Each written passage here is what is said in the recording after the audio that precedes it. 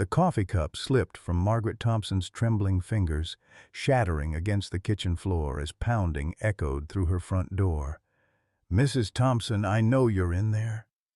Dr. Vincent Hayes's voice carried a menace she'd never heard before. This wasn't the gentle veterinarian who'd been treating her rescued German shepherd for weeks. Ranger whimpered beside her in the pantry, his once dying body now shaking with fever from whatever Vincent had injected him with during yesterday's routine checkup. The dog's intelligent brown eyes, so full of life just hours ago, were now glazed with pain and betrayal. 67 years old, and Margaret had trusted a monster.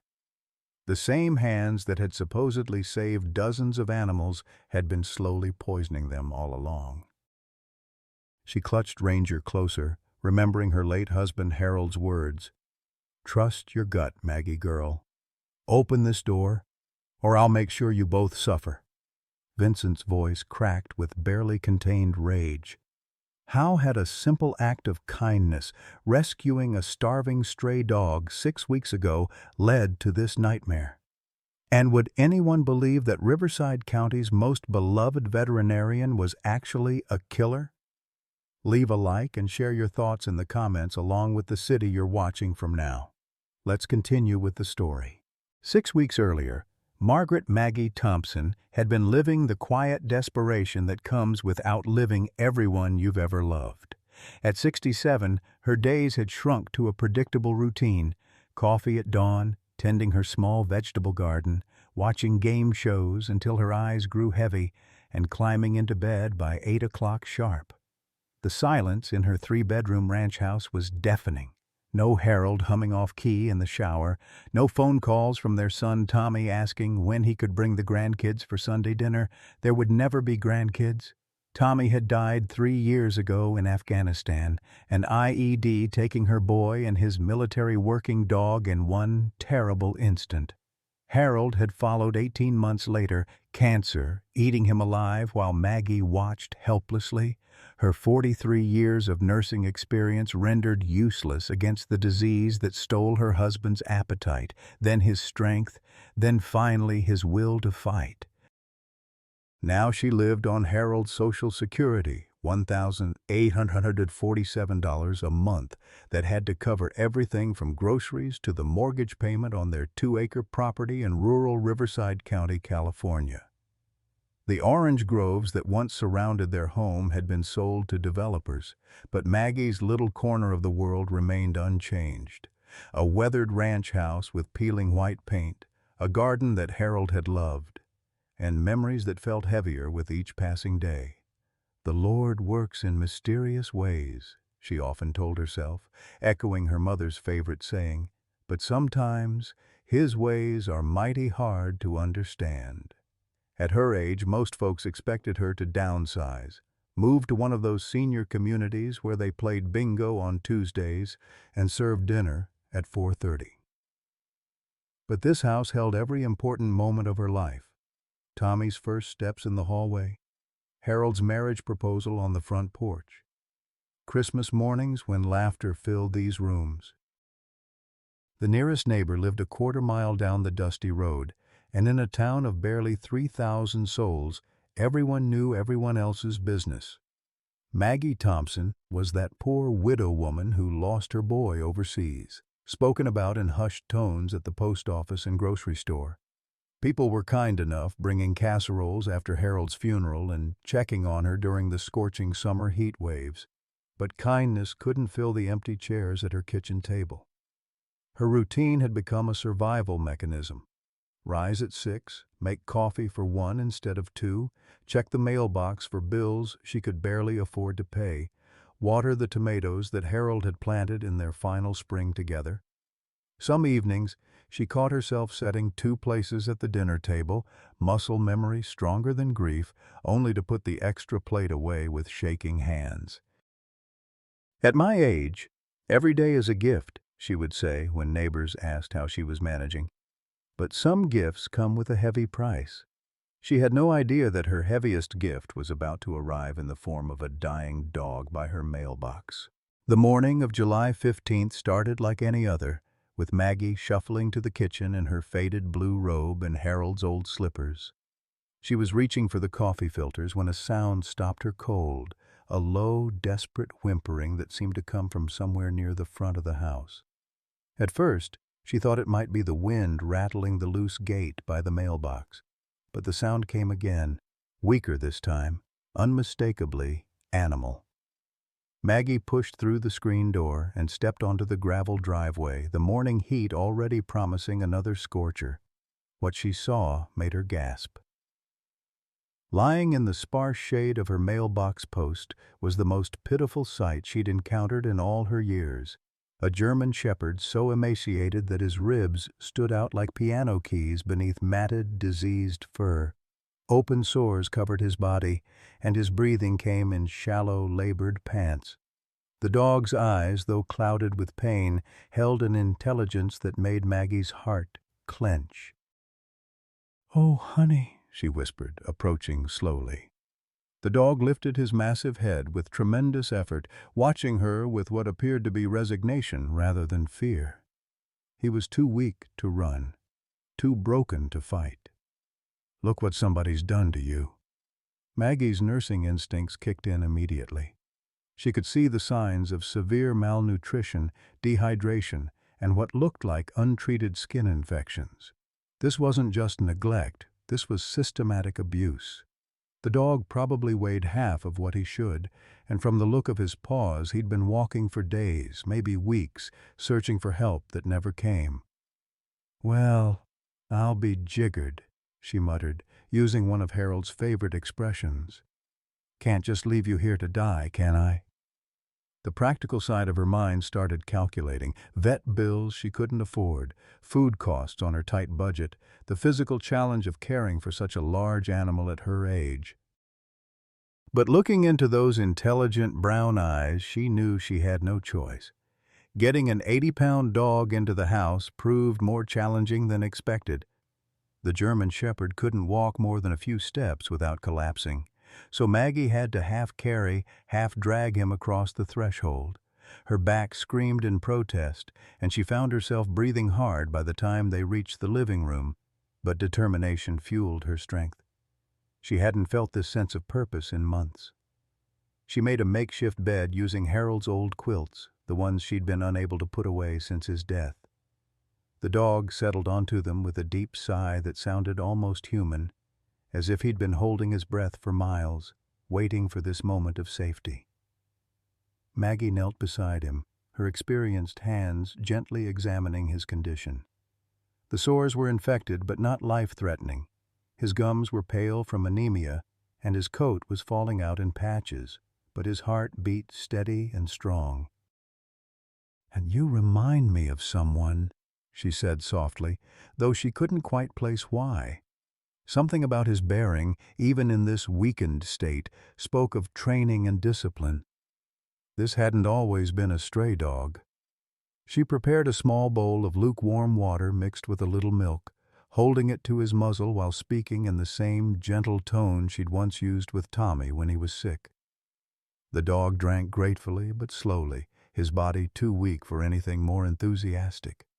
When she offered small pieces of cooked chicken, he ate with careful restraint, as if he'd learned not to gulp food too quickly.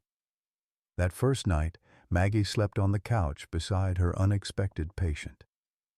Every few hours she woke to check on him, old habits from her nursing days keeping her alert to changes in his breathing or movement.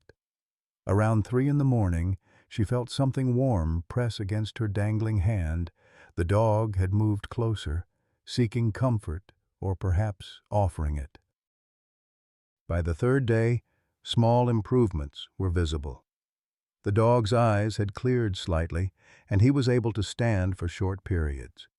He followed Maggie around the house when he could, always staying close but never demanding attention.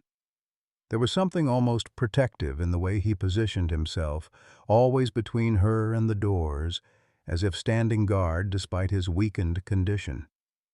"You need a proper name," Maggie told him on the 3rd evening, watching him struggle to his feet when she entered the room. "Can't keep calling you boy forever."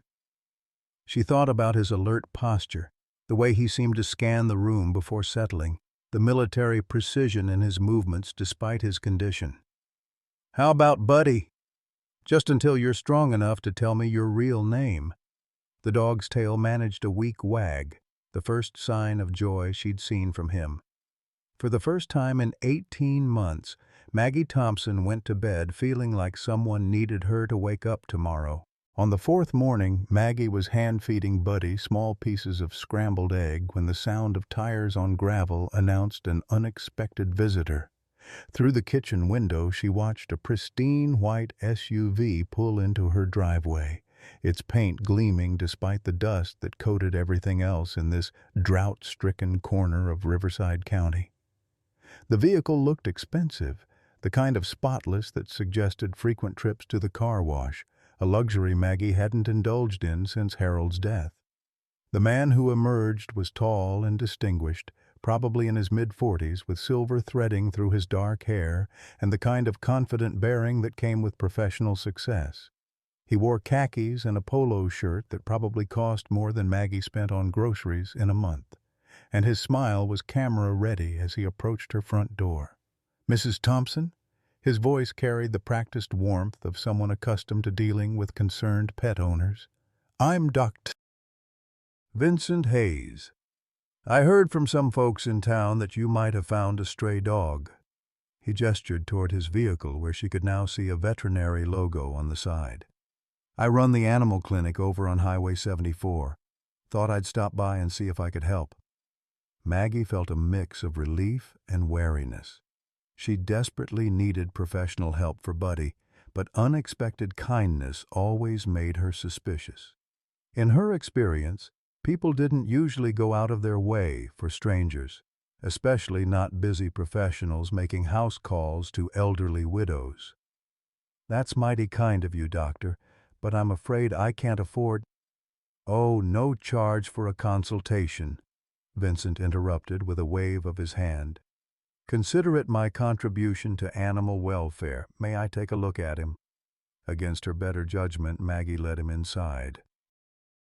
The moment Vincent laid eyes on Buddy, she noticed something change in his expression, a tightening around his eyes, a barely perceptible stiffening of his shoulders. The dog's reaction was even more pronounced. Buddy, who had been growing more comfortable each day, immediately backed against the far wall, his hackles rising despite his weakened condition. A low growl rumbled from his throat, the first aggressive sound he'd made since arriving. "He's just scared," Maggie said quickly, embarrassed by her dog's behavior toward someone trying to help. "He's been through a lot." "German Shepherds can be unpredictable," Vincent said, his tone carefully neutral. "Sometimes they sense things we don't understand." But there was something in the way he said it, a slight emphasis on the word unpredictable, that made Maggie's skin crawl. Vincent approached slowly, speaking in soothing tones while pulling on latex gloves. "Easy, boy. I'm here to help." But Buddy continued to tremble, pressing himself so hard against the wall that Maggie worried he might injure himself further. When Vincent reached out to examine him, the dog flinched as if expecting a blow rather than a gentle touch. "Severe malnutrition, obviously," Vincent said, running his hands over Buddy's ribs with clinical efficiency. "Skin infections, possible heartworm. Definitely needs deworming." He made notes on a small pad, his pen moving with practiced speed. "I'm surprised he's survived this long in such condition." "Where exactly did you find him?" The question seemed routine, but something about Vincent's intensity made Maggie uncomfortable. He wanted to know exactly when she'd found Buddy, whether anyone else had seen him, if she'd reported the discovery to Animal Control. "Why would I call Animal Control?" she asked. "They'd just put him down, wouldn't they?" "Probably," Vincent agreed, a little too quickly. "Large dogs in this condition. It's often considered the humane option." He looked around her modest living room, taking in the dated furniture and Harold's old recliner that she couldn't bear to remove. "A dog this size is quite a responsibility." Have you considered that he might be too much for someone in your situation? The phrase stung. Maggie had heard variations of it for months. Well-meaning neighbors and acquaintances who thought she should downsize everything in her life, from her house to her independence. I may be old, doctor, but I'm not helpless. Of course not, Vincent backpedaled smoothly. I just mean that German shepherds require special care, especially males this size. They can become protective, even aggressive, as they regain their strength. He glanced at Buddy, who was still pressed against the wall, watching Vincent with obvious distrust. I'd hate for you to get hurt. Vincent spent another 20 minutes examining Buddy, who tolerated the handling but never relaxed. When he finished, he reached into his medical bag and withdrew several small vials and syringes. I'm going to start him on a vitamin protocol, he explained, drawing clear liquid into a syringe. This will help boost his immune system and speed his recovery. As Vincent approached with the needle, Buddy's anxiety spiked. He tried to scramble away, but his weakened legs couldn't support a quick escape. Vincent's grip on the dog's scruff was firm, almost harsh, as he administered the injection. There we go, he said with satisfaction, disposing of the syringe. I'll come back in a few days to check on his progress. You don't need to make special trips, Maggie protested. I can bring him to your clinic when he's stronger. Nonsense, Vincent replied, already packing his supplies. House calls are part of the service. Besides, it's better to monitor his progress in a familiar environment. He paused at the door, his smile not quite reaching his eyes. Mrs. Thompson, you might want to keep him inside for now. A dog in his condition could wander off and get lost, or worse, hurt someone if he becomes confused or frightened. After Vincent left, Buddy wouldn't eat for the rest of the day. He lay on his makeshift bed, trembling occasionally, his eyes following every shadow. That night, Maggie found herself questioning her judgment. Was she being paranoid, or had something about Dr. Vincent Hayes felt fundamentally wrong? The transformation over the next 2 weeks was nothing short of miraculous. Buddy's coat began growing back in thick, glossy patches, revealing the beautiful sable and black markings of a purebred German shepherd. His ribs were no longer visible beneath his skin, and muscle tone was returning to his once skeletal frame. Most remarkably, his personality began to emerge, intelligent, alert, and surprisingly well-trained.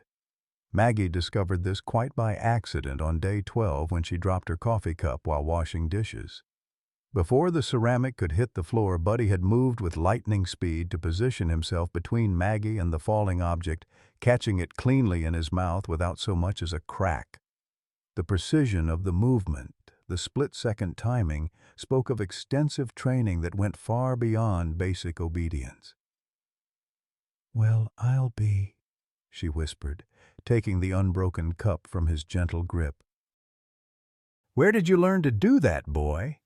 Over the following days, she began testing small commands, drawing on half-remembered phrases from old war movies Tommy used to love.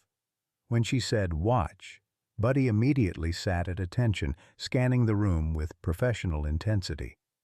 "Stay" kept him frozen in position until she released him with "at ease," a command that made his tail wag with obvious familiarity. Most telling of all was his response to patrol. He would methodically check every room in the house, returning to report with a single bark that all was secure. "You're no ordinary stray, are you?" Maggie said one evening, stroking his increasingly beautiful coat. The name Buddy no longer seemed to fit this dignified, clearly trained animal. Something about his bearing, his protective instincts, and his military precise responses made her think of Tommy's stories about the soldiers he'd served with. "I think I'll call you Ranger. You got the look of a warrior about you." The dog's response to his new name was immediate and profound. His ears perked up, his tail began wagging, and for the first time since she'd found him, he seemed to truly relax. It was as if she'd spoken a word he'd been waiting months to hear. Dr. Vincent's visits continued twice weekly, always unannounced. always with new medications. Each time he expressed amazement at Ranger's progress while taking credit for the transformation. "My vitamin protocol is quite effective," he would say, preparing another injection with practiced efficiency, "though I must say he's recovering faster than I expected." The community took notice of the remarkable transformation. Mrs. Henderson from down the road stopped by with a casserole and stayed for an hour, marveling at Ranger's gentle behavior and obvious intelligence. "That's the finest-looking German Shepherd I've ever seen," she declared. "Dr. Hayes sure knows his business." Word spread through their small town with the speed that gossip traveled in rural communities. At the post office, the grocery store, and Sunday church services, people spoke of Maggie Thompson's miracle dog and Dr. Hayes's exceptional skill. The local newspaper even called, wanting to do a feature story about the rescue and recovery, but Maggie noticed troubling patterns that everyone else seemed to miss. After each of Vincent's visits, Ranger would refuse to eat for hours, sometimes until the next morning. He would retreat to the far corner of the living room, trembling slightly, his intelligent eyes following every shadow. The improvement in his condition would stall for a day or two before resuming its upward trajectory. "Vets always smell like other animals," she told herself, trying to rationalize Ranger's behavior. "He's probably just picking up scents that remind him of bad experiences." But her nursing instincts, honed by decades of reading patients' subtle signs, whispered that something was wrong. Vincent's questions during his visits were becoming more personal and probing. He wanted to know about her daily routine, whether she had family who checked on her regularly, how often neighbors stopped by. He seemed particularly interested in her financial situation, making offhand comments about the costs of maintaining such a large property and caring for a dog of Ranger's size. "Have you considered that he might be happier in a more professional environment?" Vincent suggested during his 5th visit, watching Ranger pace nervously in the corner. "I have excellent boarding facilities, and a dog with his obvious training might benefit from being around other working animals." The suggestion sent a chill down Maggie's spine. "He's not going anywhere," she said firmly. "This is his home now." Vincent's smile seemed forced. Of course. I just worry about the liability issues. German Shepherds can be unpredictable, especially males of his size. If he were to bite someone, the legal ramifications could be devastating for someone on a fixed income." His words planted seeds of doubt that grew stronger with each conversation. Neighbors who had initially praised Ranger's gentle nature began expressing concerns about elderly Maggie handling such a large, powerful animal. "What if he turns on you?" became a common refrain. "What if he gets out and attacks someone's child?" The pressure was subtle but persistent. Phone calls from well-meaning church members who'd heard about insurance claims involving dog bites, stories in the local paper about dangerous dog breeds. Even Mrs. Henderson, who had been charmed by Ranger's polite behavior, started suggesting that maybe Maggie should think practically about her situation. Vincent reinforced these fears during every visit, always couched in concern for Maggie's welfare. "I've seen it happen before," he would say sadly. "Sweet old ladies who think they can handle these large breeds, and then something triggers the dog's aggressive instincts. The lawsuits alone can destroy someone financially." But Ranger showed no signs of aggression toward anyone except Vincent. With Maggie, he was gentle to the point of caution, seeming to understand her age and fragility. He would slow his pace when walking beside her, offer his strong back for support when she struggled to rise from her chair, and position himself as a buffer between her and any potential hazards. When delivery drivers came to the door, he would alert her with a single bark, but remain calm and controlled, watching carefully but never threatening. Children from the neighborhood began stopping by after school, drawn by curiosity about the beautiful German Shepherd. Ranger was patience itself with them, allowing small hands to pet his thick coat while remaining perfectly still. When little Billy Martinez accidentally stepped on his paw, Ranger simply moved aside with a gentle woof that sounded more like laughter than complaint. "See how good he is with kids?" Maggie would point out to Vincent, but the veterinarian always had a ready response. "That's exactly when they're most dangerous," he would warn. "German Shepherds are known for sudden aggression. One day he's gentle, the next day a child makes the wrong move and—" He would shake his head sadly, leaving the implication hanging in the air. The psychological pressure was taking its toll. Maggie found herself second-guessing every interaction, watching Ranger for signs of the aggression that everyone insisted was inevitable. When he barked at a raccoon in the yard, she wondered if it was a warning of worse to come. When he growled softly during Vincent's visits, she questioned whether her beloved companion was becoming dangerous. Sleep became elusive. She would lie awake listening to Ranger's breathing, wondering if the people around her were right. Was she being foolish and stubborn? Was her loneliness making her blind to obvious dangers?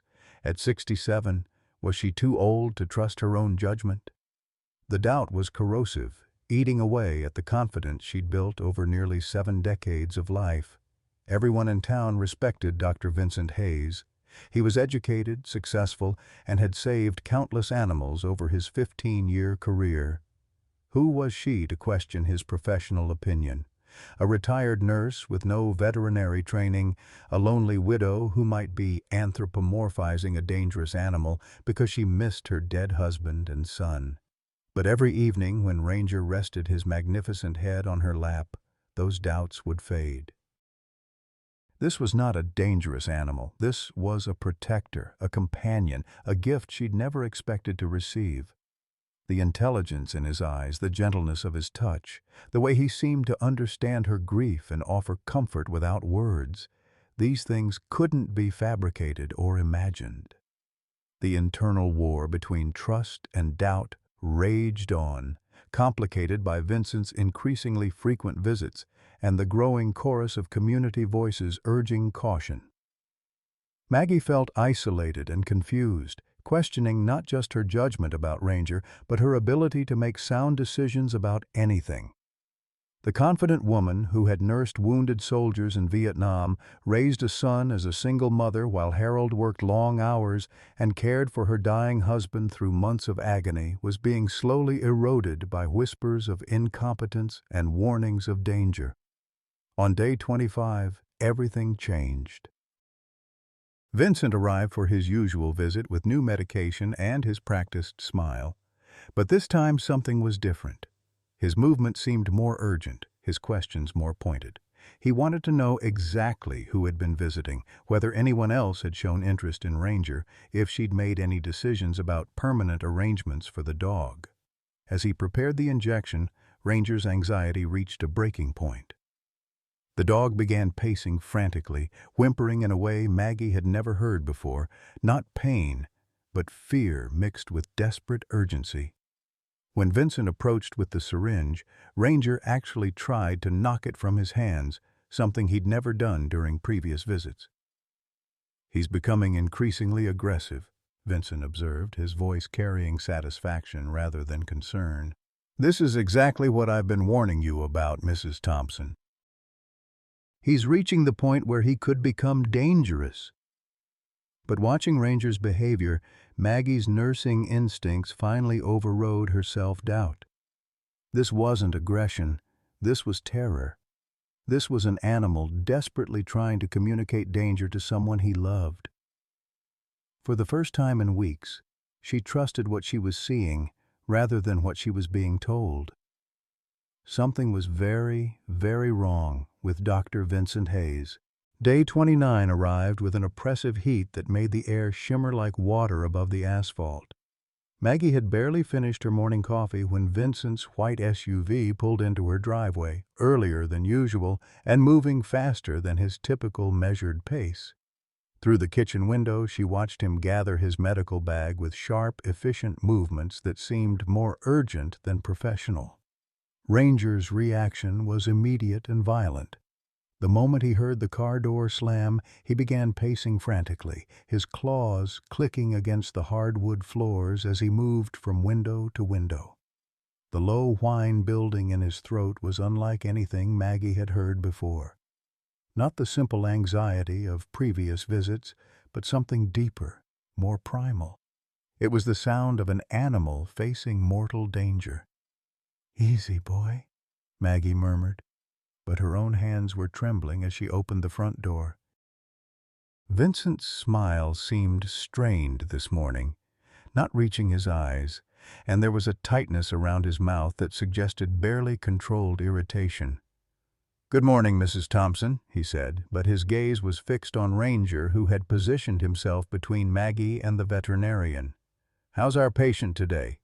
"He seems agitated," Maggie admitted, noting how Ranger's hackles were standing straight up despite her attempts to calm him.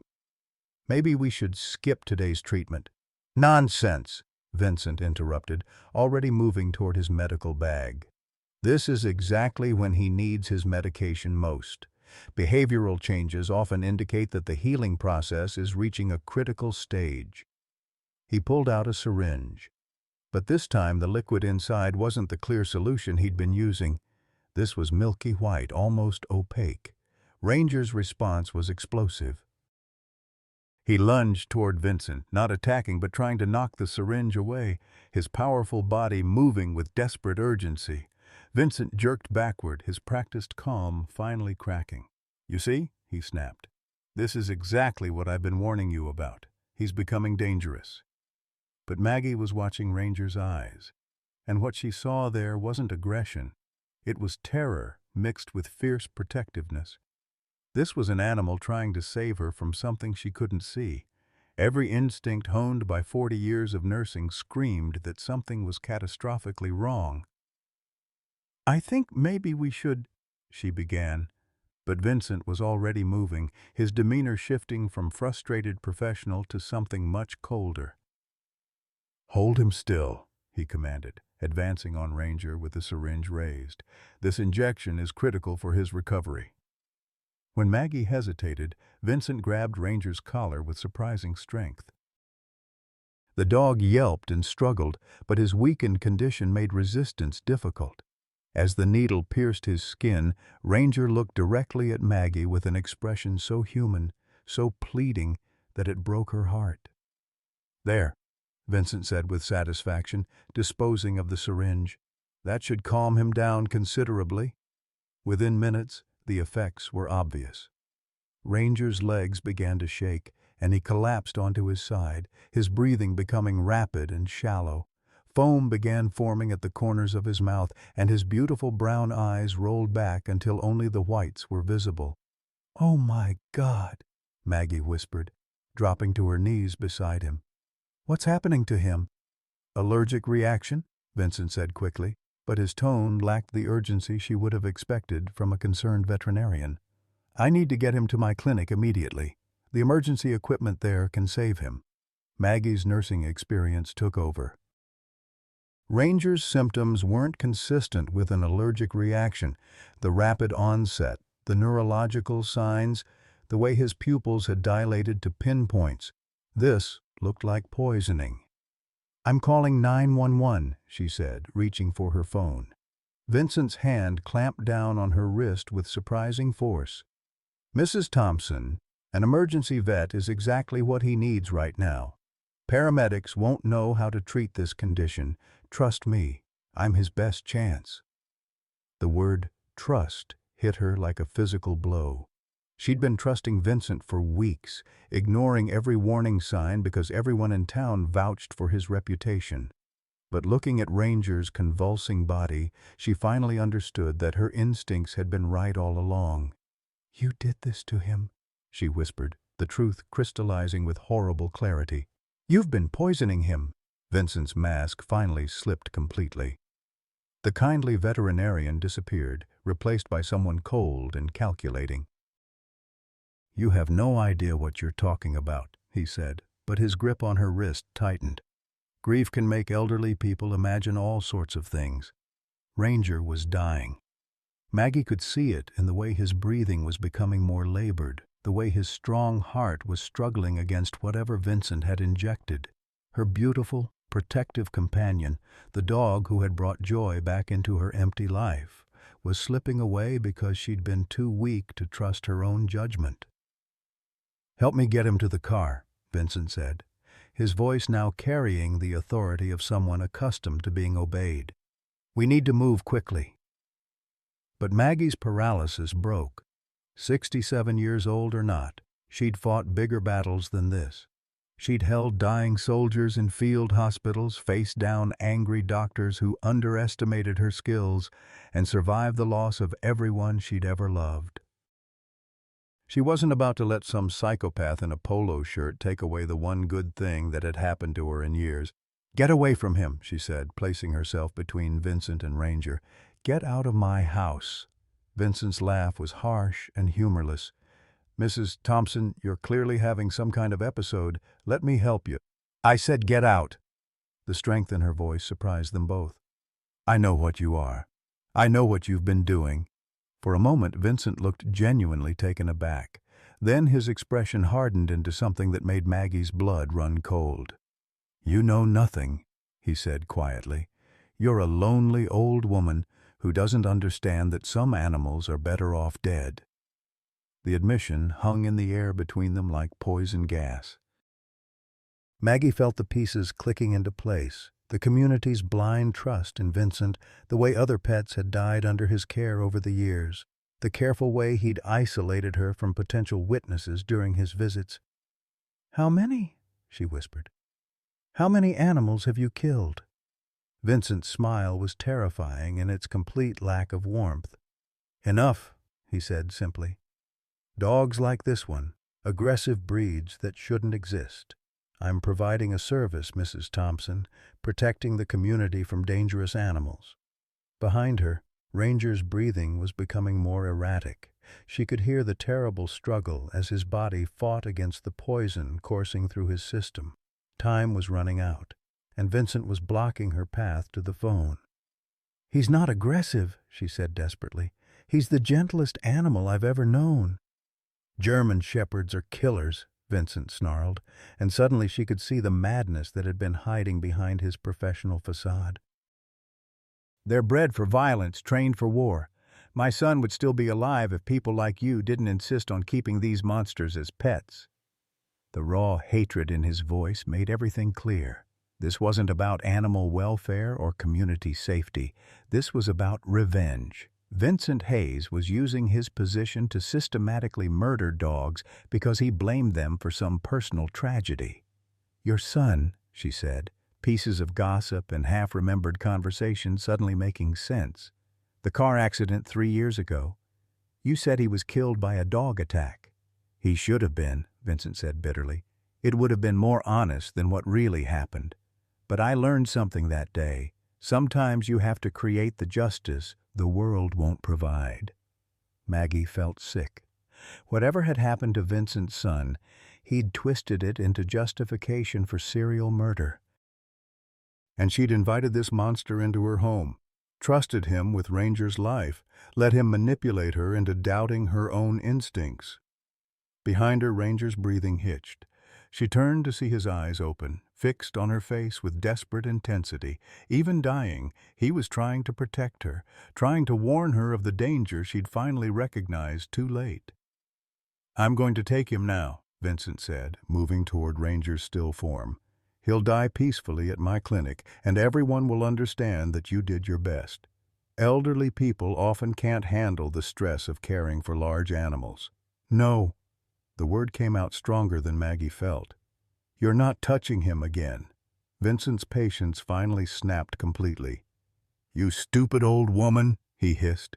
"Do you think anyone will believe your word against mine? I'm Dr. Vincent Hayes. You're just another crazy widow who couldn't handle reality." But as he moved toward Ranger, Maggie saw something that gave her hope. Her dog's eyes were clearer now, and his breathing, while still labored, seemed to be stabilizing. Whatever Vincent had injected him with, Ranger was fighting it with the same determination he'd shown since the day she found him. The battle for Ranger's life was just beginning, and Maggie Thompson was done being afraid. The next few hours passed in a nightmarish blur that would haunt Maggie's dreams for months to come. Vincent's facade of medical professionalism had completely shattered, revealing something far more dangerous than she'd ever imagined. When she refused to let him take Ranger, his response was swift and terrifying. "You're making this much harder than it needs to be," he said, reaching into his medical bag. This time, he withdrew a syringe filled with a clear liquid that caught the afternoon light streaming through her kitchen window. "I was hoping to make this look natural, but you've forced my hand." Maggie's nursing training kicked in as she recognized the setup. Vincent intended to inject her with something that would incapacitate or kill her, then take Ranger to finish what he'd started.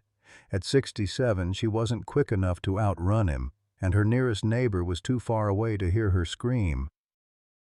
She was trapped in her own home with a serial killer who had been masquerading as a healer for years. "Please," she whispered, backing toward the living room where Ranger lay struggling against the poison. "I won't tell anyone. I'll say he died naturally. Just leave us alone." Vincent's laugh was cold and clinical. "Mrs. Thompson, you've seen too much. You understand too much." He advanced steadily, the syringe held with practiced ease. "Besides, this is actually better. A tragic story. Elderly woman dies of heart attack while trying to save her beloved pet. Very touching. The whole community will attend your funeral." Behind her, she heard a weak whimper from Ranger. Turning, she saw him struggling to lift his massive head, his eyes still clouded but focused on Vincent with unmistakable hatred. Even dying, he was trying to protect her, but his legs wouldn't support his weight, and his coordination was severely compromised by whatever poison Vincent had used. "Don't worry about the dog," Vincent said, noting her backward glance. "I used a delayed action compound this time. He'll die slowly over the next hour or two. Long enough for me to stage your scene properly, but not long enough to recover." His professional pride was evident even in this moment of madness. "It's quite sophisticated, really. Mimics the symptoms of advanced heartworm so no one will question the cause of death." The casual way he discussed murder made Maggie's blood run cold. This wasn't a crime of passion or sudden rage. This was calculated, planned, professional. Vincent had done this before, probably many times, perfecting his methods with each victim. "How many animals have you killed?" she asked, hoping to buy time while she tried to think of some escape route. "Does it matter?" Vincent shrugged, but she could see the pride in his eyes. 30? 40? I stopped counting after the first year. Large dogs, mostly. Breeds that shouldn't exist in civilized society, though I've had to eliminate a few smaller animals when their owners became problematic. The admission hit her like a physical blow. He wasn't just killing dogs, he was murdering pets whose owners had somehow threatened his operation. How many grieving families had he consoled while hiding his role in their loss? How many times had the community praised his compassion while he planned his next victim? "The Hendersons' retriever last spring," she said, pieces falling into place. "Mrs. Patterson's beagle that died during routine surgery, you killed them all."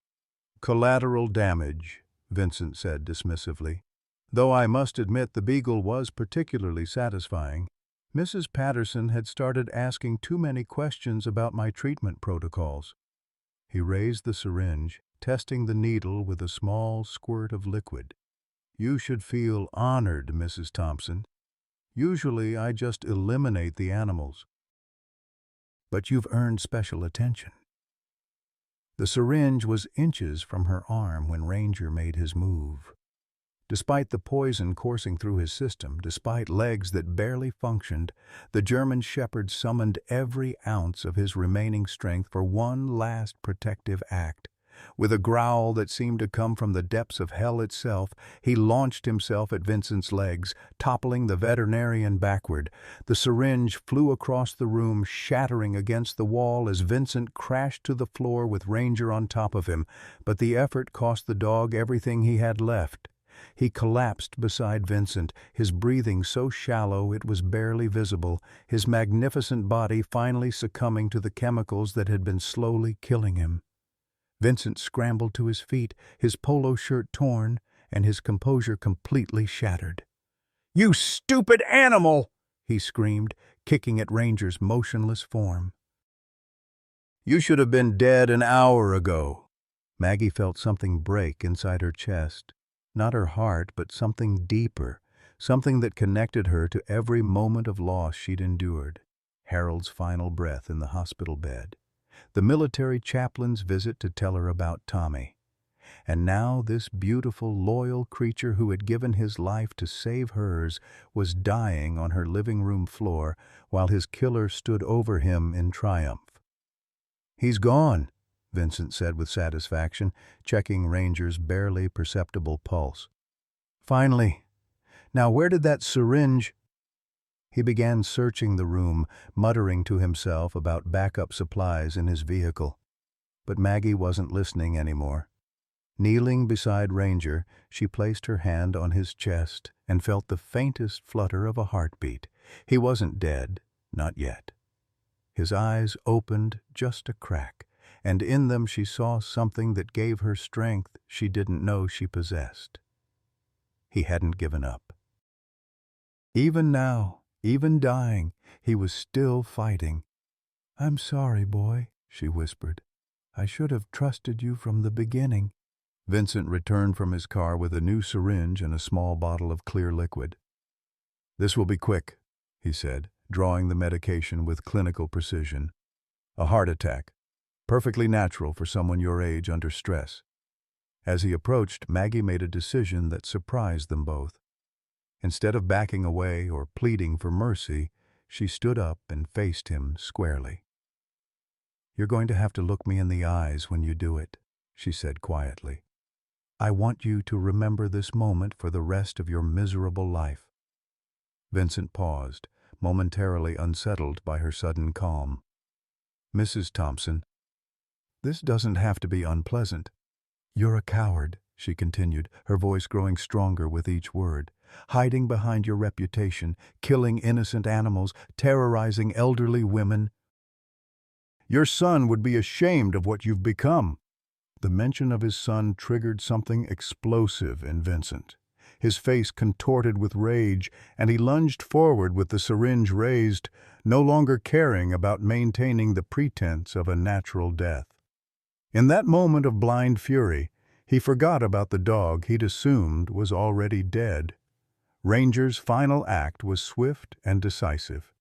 With the last breath in his body, he clamped his powerful jaws around Vincent's wrist, the force of his bite crushing bones and sending the syringe spinning away across the floor.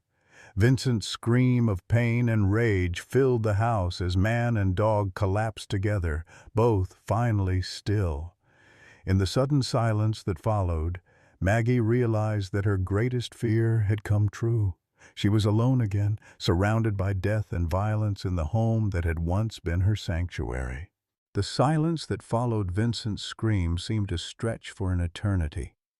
Maggie stood frozen in her living room, staring at the tableau of destruction before her. Vincent writhing on the floor, clutching his mangled wrist, and Ranger motionless beside him, his powerful jaws still locked around the veterinarian's arm even in unconsciousness. Blood pooled on her hardwood floors, the same floors where she'd once watched Tommy take his first steps and where Harold had proposed to her 44 years ago. With trembling hands, she reached for the phone and dialed 911. "This is Margaret Thompson on Cedar Ridge Road," she said, her voice surprisingly steady. "I need police and an ambulance. There's been an attack." She paused, looking down at Ranger's still form. "And I need an emergency veterinarian. My dog is dying." Vincent was conscious but in shock, his face pale and clammy as he stared at his crushed wrist. "You don't understand," he gasped when he saw her on the phone. "That animal is vicious. He attacked me without provocation.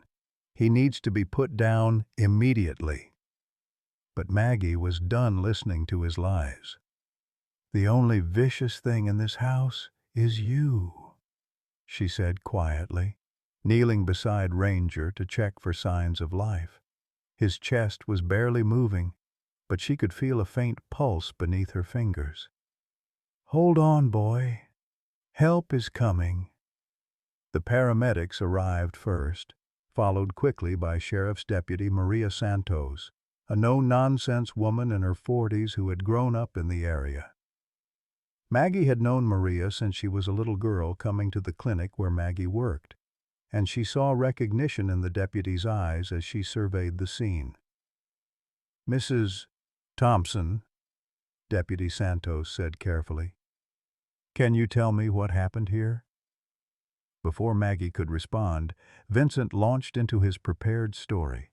Despite his pain, he spoke with the authority that had served him well for years. "Deputy Santos, thank God you're here, Mrs. Thompson's dog attacked me without warning. I was conducting a routine medical examination when the animal became aggressive. I'm lucky to be alive." The paramedics were working on Vincent's wrist, which was clearly broken in multiple places. His story was plausible. German Shepherds had a reputation for aggression, and Vincent was a respected member of the community. Maggie could see doubt creeping into Deputy Santos's expression. "That's not what happened," Maggie said firmly. "Dr. Hayes has been systematically poisoning animals in this community for years. He tried to kill my dog today, and when I confronted him, he attempted to murder me as well." Vincent's laugh was weak but dismissive. "Deputy, I'm afraid Mrs. Thompson has been under tremendous stress lately. Caring for such a large animal at her age, the isolation since her husband died, sometimes grief can cause elderly people to develop paranoid delusions." It was expertly done. The perfect explanation that played into every stereotype about aging and mental decline. Deputy Santos looked uncomfortable, clearly torn between her professional duty and her reluctance to believe such a serious accusation against a pillar of the community. "Mrs. Thompson," she said gently, "this is a very serious allegation. Do you have any proof of what you're claiming?" Maggie's heart sank. She had no evidence except her own word against Vincent's, and she could see how that would play out. But then she remembered something that made her pulse quicken with hope. "Check his medical bag," she said urgently. "He has syringes filled with poison. And look at his veterinary records. I'll bet you'll find a pattern of animal deaths that can't be explained by natural causes." Vincent's reaction was swift and telling. "Don't let her contaminate the evidence," he said quickly. "She's clearly having a psychological episode. My medical supplies are controlled substances that could be dangerous in the wrong hands." But Deputy Santos was already moving toward Vincent's bag, her expression growing more serious as she examined its contents. Among the normal veterinary supplies were several unmarked vials containing suspicious substances and syringes filled with various liquids that had no business being in a routine house call kit. "Dr. Hayes," she said slowly, "can you explain why you're carrying what appears to be enough medication to treat a zoo?" Vincent's confidence began to waver.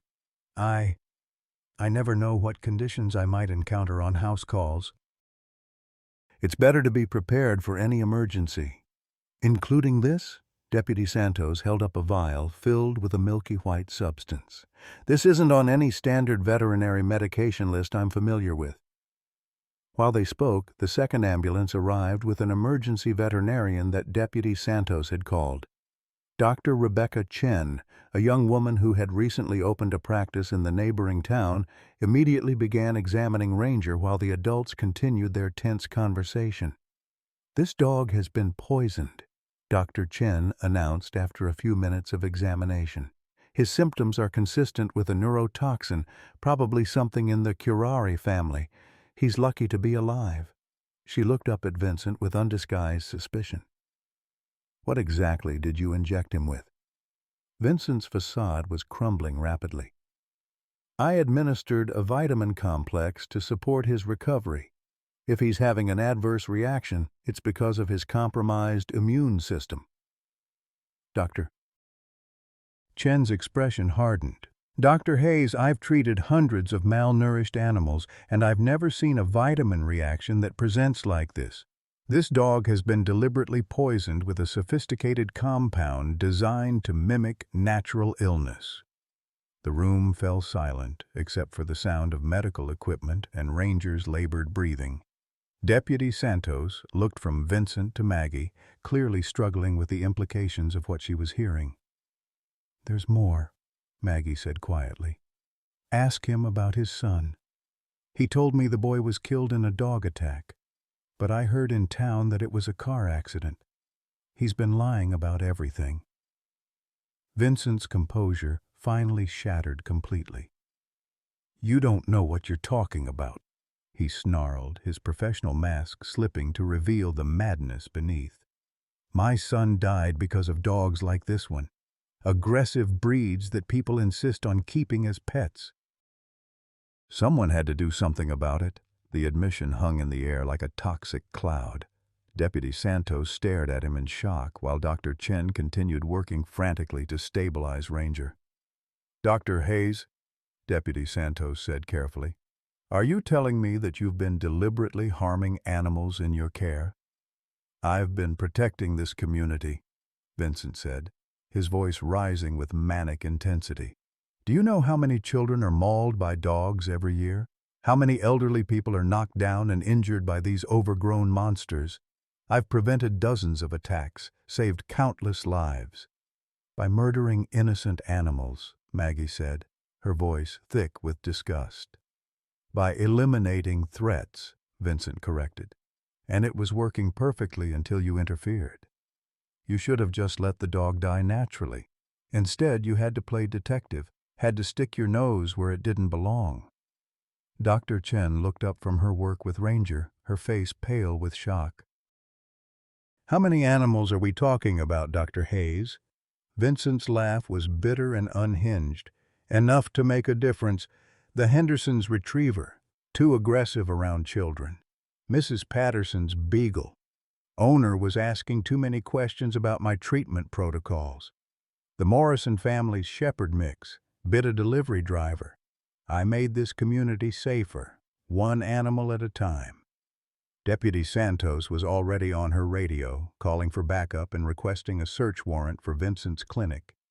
The scope of his crimes was becoming clear, and the investigation would likely uncover years of systematic animal murder hidden behind a facade of medical professionalism. "He needs emergency surgery," Dr. Chen announced, referring to Ranger. "The poison has caused significant neurological damage, but if we act quickly, he might survive. I need to get him to my clinic immediately." As the paramedics prepared to transport both Vincent and Ranger, Deputy Santos turned to Maggie. "Mrs. Thompson, I'm going to need a detailed statement about everything that happened here. But I want you to know, you may have saved a lot of animals' lives by speaking up today." Maggie watched as they loaded Ranger into Dr. Chen's emergency vehicle, his beautiful head lolling unconsciously on the stretcher. After everything they'd been through together, after he'd literally given his life to protect her, she might still lose him to Vincent's poison.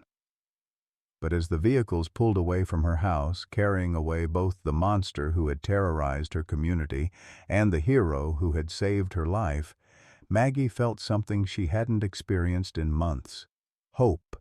For the first time since finding that starving dog by her mailbox, she understood that this story was far from over. The truth was finally coming to light, and justice, however delayed, was finally within reach. 3 months later, Maggie Thompson stood at her kitchen window watching the morning sun paint golden streaks across her backyard, where Ranger was methodically patrolling the fence line with the precision of a soldier on duty. His recovery had been nothing short of miraculous. Dr. Chen had later confessed she hadn't expected him to survive the first night. But Ranger, true to his nature, had fought his way back from the brink of death with the same determination he'd shown in protecting Maggie from Vincent's final attack. The transformation in both of them was remarkable. Where once Maggie had shuffled through her days in the fog of grief and loneliness, she now moved with purpose and energy that surprised everyone who knew her. The local newspaper had dubbed her the hero of Cedar Ridge Road, though she still bristled at the attention. More importantly, her courage in exposing Vincent Hayes had opened floodgates of truth that continued to reshape their small community. The investigation into Vincent's crimes had revealed a scope of horror that shocked even seasoned law enforcement officers.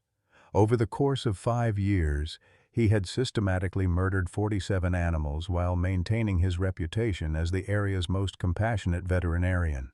His method had been diabolically clever, using his position of trust to gain access to pets, then administering slow-acting poisons that mimicked natural illnesses. The owners never suspected foul play, instead praising Vincent's efforts to save their beloved companions. The breakthrough had come when investigators searched Vincent's clinic and discovered his meticulous records. Like many psychopaths, he had documented his crimes with clinical precision, maintaining detailed files on each victim, including photographs, poison formulations, and timeline of effects. The evidence was overwhelming and undeniable, leading to a guilty plea that spared the community the trauma of a lengthy trial.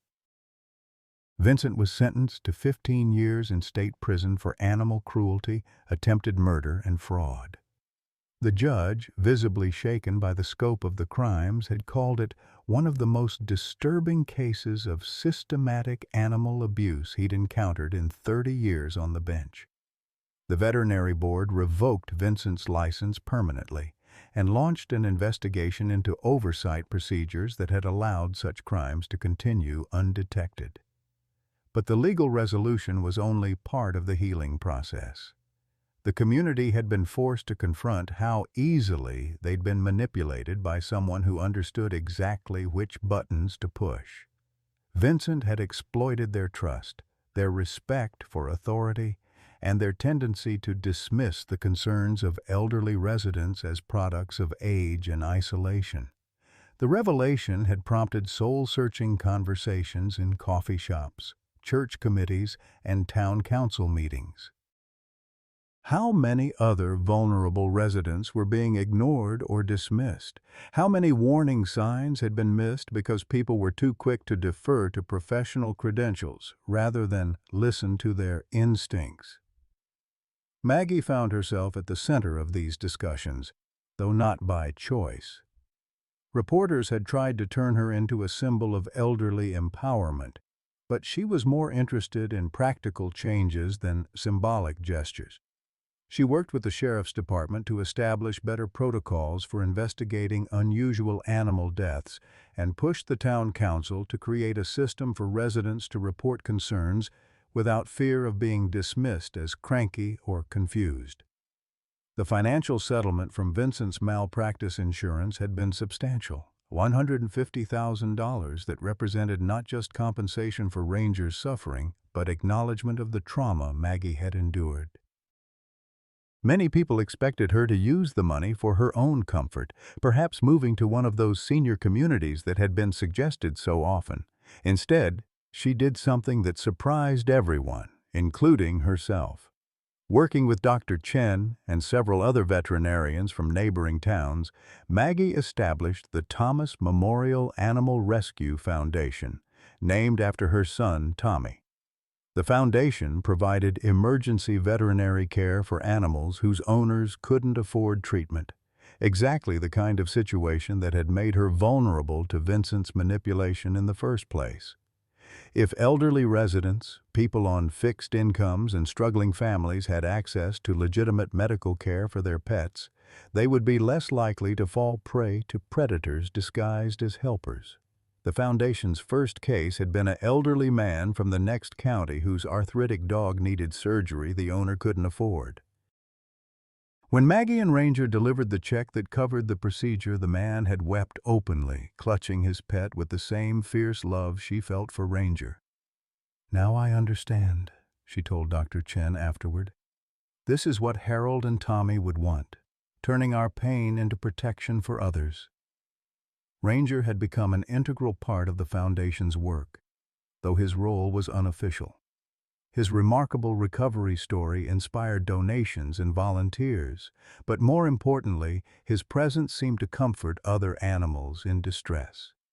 Dr. Chen theorized that his own experience with trauma made him unusually sensitive to suffering in other creatures. The mystery of Ranger's past had been solved through a discovery that left Maggie speechless with wonder and grief. During his medical treatment, Dr. Chen had discovered a military identification microchip embedded beneath his shoulder blade.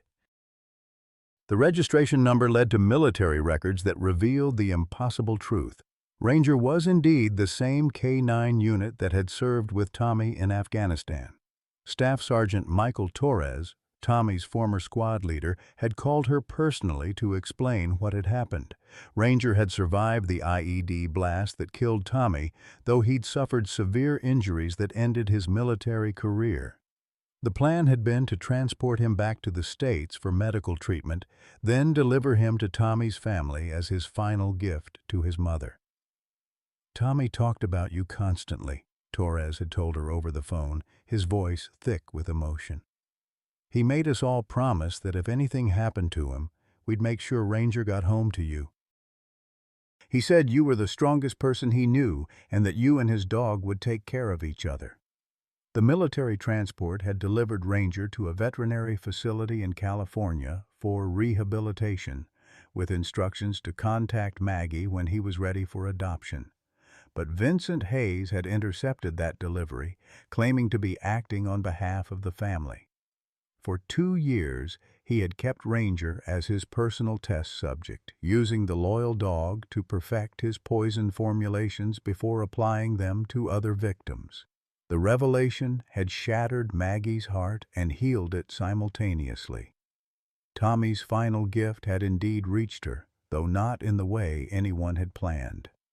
Through years of abuse and near death, through poison and betrayal, Ranger had somehow found his way to her doorstep when they both needed each other most. "The Lord works in mysterious ways," she had whispered to Harold's photograph that night, "but sometimes His ways are more mysterious than we ever imagined." The romance that had developed with Harold's best friend, Dan Crawford, had been as unexpected as everything else in her transformed life. Dan had started stopping by during Ranger's recovery, ostensibly to check on her welfare, but increasingly because he enjoyed her company. At 72, he was still vigorous and kind, a retired teacher whose wife had died 5 years earlier. "I'm not looking to replace Harold," Maggie had told him one evening as they sat on her porch watching Ranger play with the neighborhood children. "Nobody could ever do that." "I'm not trying to replace anyone," Dan had replied gently. "But maybe we're both too young to spend the rest of our lives talking only to memories." Their relationship was comfortable rather than passionate, built on shared history and mutual respect rather than desperate loneliness. They attended church together, worked side by side at the Animal Rescue Foundation, and enjoyed the simple pleasure of having someone to share meals with again. The community watched their courtship with approval, two people who had earned their happiness through years of service and sacrifice. Maggie's story had attracted attention from military families across the country, veterans who understood the special bond between soldiers and their K-9 partners. She received letters from Gold Star mothers who found hope in her journey from isolation to purpose, from elderly people who had been inspired to trust their own instincts despite societal pressure to defer to younger authority figures.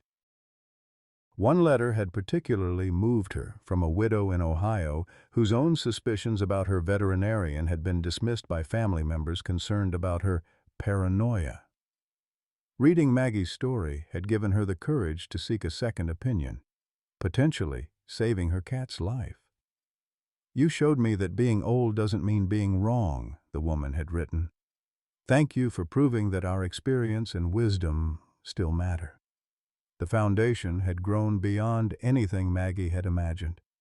Donations poured in from around the country, and veterinary schools began requesting guest lectures about recognizing signs of animal abuse. Dr. Chen had been hired as the foundation's chief veterinarian, allowing her to expand her practice while focusing on cases that traditional pet insurance wouldn't cover. As autumn arrived in Riverside County, painting the remaining orange groves in shades of gold and amber, Maggie often found herself reflecting on the strange journey that had brought her to this point. A year ago she had been a forgotten widow, counting down her remaining days in solitude.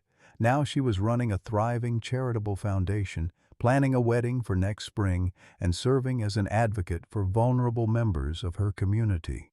The nightmares about Vincent had faded, replaced by dreams of Tommy and Harold working together in some celestial veterinary clinic, caring for all the animals that had suffered on Earth. In these dreams, they both approved of how she'd used her pain to create something beautiful, something that honored their memory while protecting others from similar loss. Standing at her kitchen window on this particular morning, watching Ranger complete his patrol and trot back toward the house with the confident stride of a dog who knew he was home, Maggie felt the deep satisfaction that comes from a life well lived.